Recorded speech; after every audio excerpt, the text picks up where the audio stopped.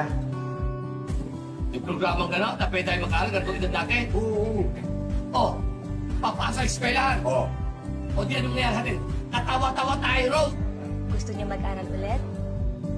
Ay, akong bahala kay Sir Ventura. Kakausapin ko siya tungkol dyan. Ay, huwag na apo. Hindi yun ang iniisip ko.